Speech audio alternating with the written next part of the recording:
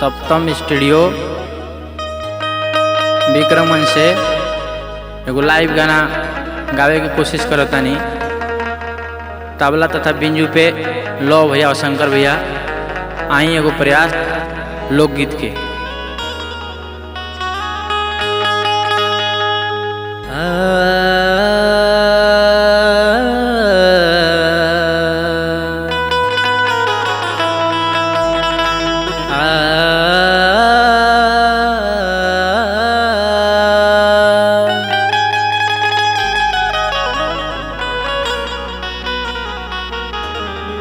एगो गाना भइल बा लड़की के आउ का कहती है कि आज पूरा रात ऐसे ही रहे दी, बिहान होखई मत दी। गाना के भाव बा, का भाव बा भैया?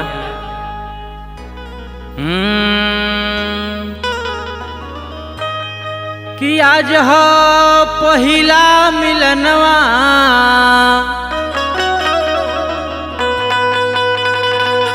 मिलल सजनी के साजनवा,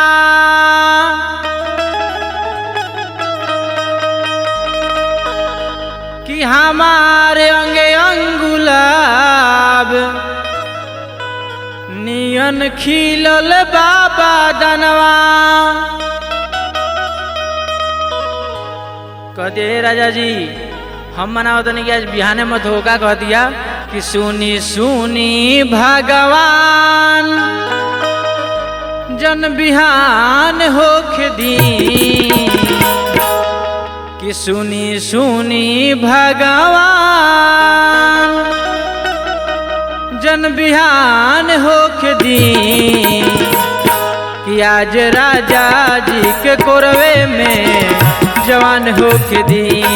आज राजा जी के कोरवे में जवान होख दी। आज हो पहिला मिलनवा, मिल सजनी के साजनवा, कि हमार अंगे अंगुलाब नियन खिलल बाबा दनवा। सुनी सुनी भगवान जन बिहान होख दी, सुनी सुनी भगवान जन बिहान होख दी। आज राजा जी के कोरवे में जवान होख दी, आज राजा जी के कोरवे में जवान होख दी।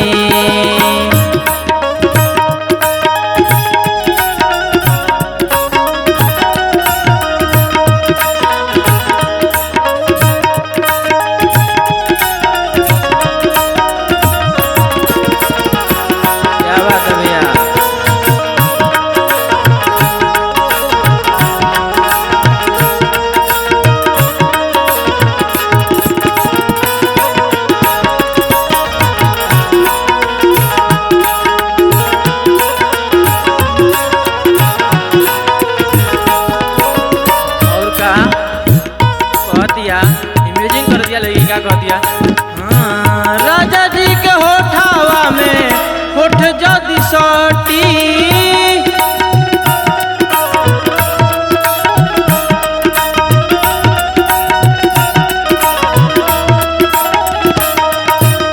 अब भुकुर भुकुर बरी हमरा दिलवा के बोती।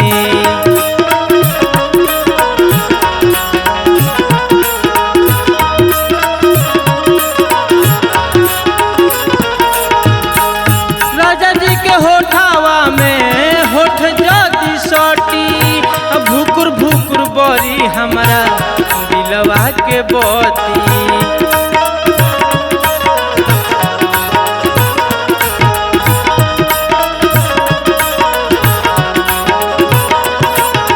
कहतिया राजा जी आजा सही रही, क्या कहतिया?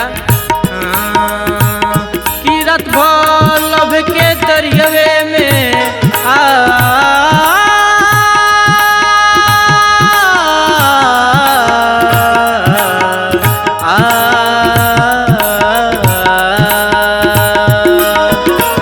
रात भर लब के दरियावे में नहान होख दी, रात भर लब के दरियावे में नहान होख दी।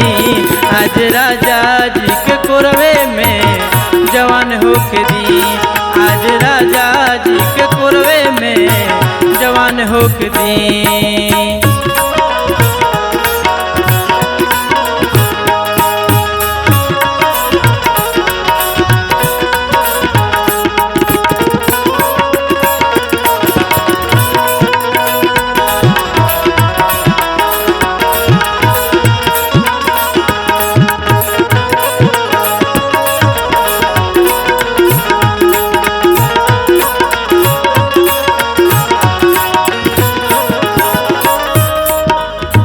रोइया गनगनाई पिया कोरा जब उठई है,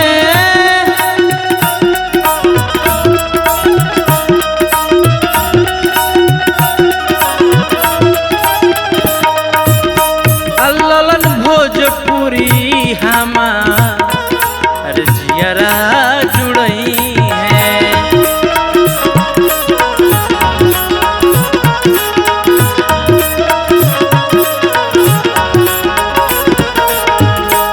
रोइया गनगनाई जब कोराई उठई है, अल्ललन भोजपुरी हमार जियरा जुड़ई है।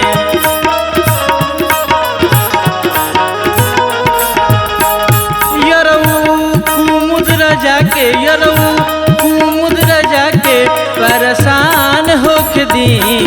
आज राजा जी के कोरवे में जवान होक दी। आज राजा जी के कोरवे में जवान होक दी। आज हो पहिला मिलनवा मिलले सजनी के साजनवा हमार अंगे अंगुलाब नियन खिलल बाबा गनवा। सुनी सुनी भगवान जन बिहान होक दी।